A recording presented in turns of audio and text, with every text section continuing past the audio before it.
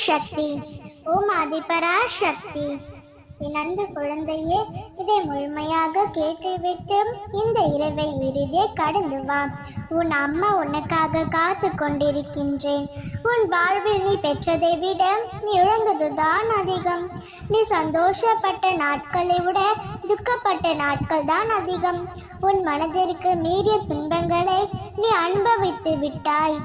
இந்த காலகட்டத்தில் நான் அனுபவிக்க வேண்டிய சந்தோஷம் என்பர்களை எதையும் நீ இன்னும் சந்திக்கவே இல்லை. அதற்காகத்தான் நீண்ட காலமாக காத்தும் இருக்கின்றேன். உன் மனதில் உள்ள ஏக்கங்கள் எல்லாம், அம்மா நான் என்ன பேராசையா படிக்கின்றேன், இந்த காலகட்டத்தில் எனக்கு நடக்க வேண்டிய நல்லபட்சை தாருங்க என்று தானே கேட்கின்றேன். இது என் நியாயமான வேண்டுகோள், நியாயமான ஆசையும் தானே. இது கூட நிறைவேற்றாமல் காலம் கடந்தும் காத்திருக்க வைக்கலாமா அம்மா என்று தானே கேட்கின்றாய். நீ என்னிடம் வைக்கும் ஒவ்வொரு வேண்டுதல்களையும் எப்போது கேட்கும் அத்தனை கேள்விகளும் நியாயம்தான் மகளே. உன் ஆசைகளை எல்லாம் பேராசை அல்ல என்பது எனக்கும் தெரியும். நியாயமான ஆசைகளை நான் நிராசையாக்க மாட்டேன் என்பது புரிந்து கொள். காலங்கள் கடந்து போகவில்லை, உனக்கான காலம் வருவதே நானும் காத்து கொண்டுதான் இருக்கின்றேன். உனது இழப்புகள் எல்லாம் தாண்டி அதன் வழிகளை எல்லாம் உதறிவிட்டு வெறுமையான மனதோடன் என்னிடம் வா. நான் என்னிடத்தில் இருக்கும் அந்நீரும் ஆசீர்வாதத்தையும் உனக்கு தருகின்றேன்.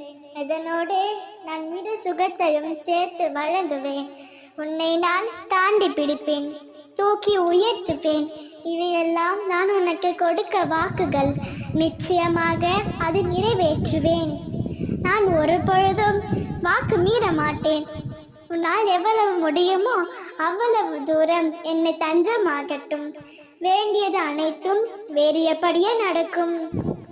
ஏனென்றால் உன் வேண்டுதலை நான் கேட்டுக்கொண்டிருக்கின்றேன். அதற்கு பதிலோடும் பலனோடும் கூடிய விரைவில் உன்னை சந்திக்க வருகின்றேன். சில பிள்ளைகளை நான் என்னிடத்தில் வர வைத்து ஆசைகளை வழங்குவேன். சில பிள்ளைகளையோ அவர்களிடத்தில் தேடி சென்று என் ஆசைகளை பரிபூரணமாக வழங்கி வருவேன்.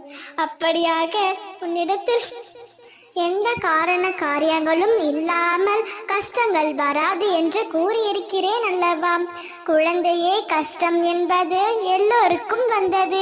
அவர் பிடியிலிருந்து யாரும் தப்புவதில்லை. இதனை தெரிந்தும் வாழாமல் இருக்கின்றாய். மற்றவர்களை கருத்தும் என்றால் உன்னால் ஓடிப்போய் ஆறுதல் சொல்லுவாய். இப்பொழுது உனக்கு ஒரு கஷ்டங்கள் நிறைவந்ததும் ஆற்றாமல் தேவையதை நிறைத்து கொண்டு வாழ்வில் பிடிப்பில்லாமல் இருக்கின்றாய். இருந்தது முதல் கஷ்டங்களுடனும் வேதனைகளுடன் வாழ்கின்றேன். இனி நீ இணைத்து யாருமே இல்லை என விளங்குகிறமோ உன் மனம்.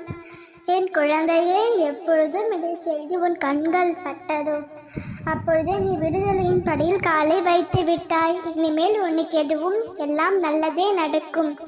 நல்லதே நினை, நல்லதே நடக்கும். ஓம் சக்தி. ஓம் ஆதிபராசக்தி.